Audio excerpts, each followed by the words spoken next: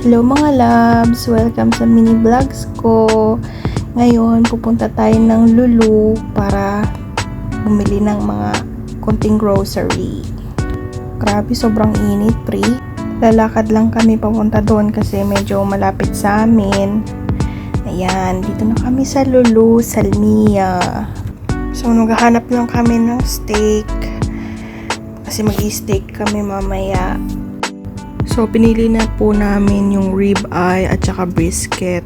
So, nasa around 2KD lang sila at saka yung brisket nasa 160. Nagdagdag na lang kami ng kung ano-anong pwedeng ilagay sa steak namin. So, yan na. At uwian na. Ayan, sa wakas, sa bahay na rin. Hi!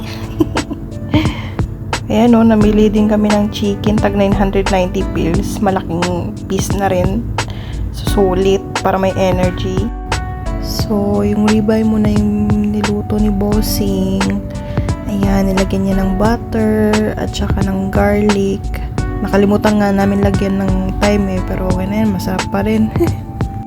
So, ako naman, nag-iwa-hiwa na ako ng potato para maggawa ng mashed potato para may kwenta naman ako. Tapos, nilagyan ko na lang siya ng salt. Pinakuluan ko lang siya.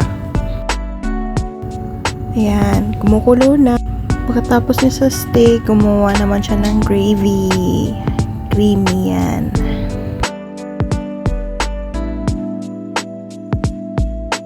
Hahanguin ko na po yung patatas. Tapos, imamash ko na po siya.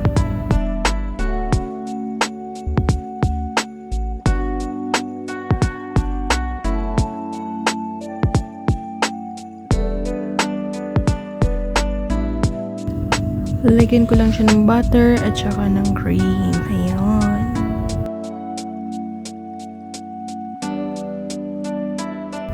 Pagkatapos ng rest ng steak, hiniwa niya na po. Medium cook. Grabe sarap niyan. Gusto sana namin ng medium rare pero okay na rin din yan. Masarap naman din eh. So, ayun. Tapos na. So, nilagyan lang niya ng gravy sa mashed potato. Grabe, sobrang sarap niyan kung pwede nyo lang kainin. Tara, kain tayo!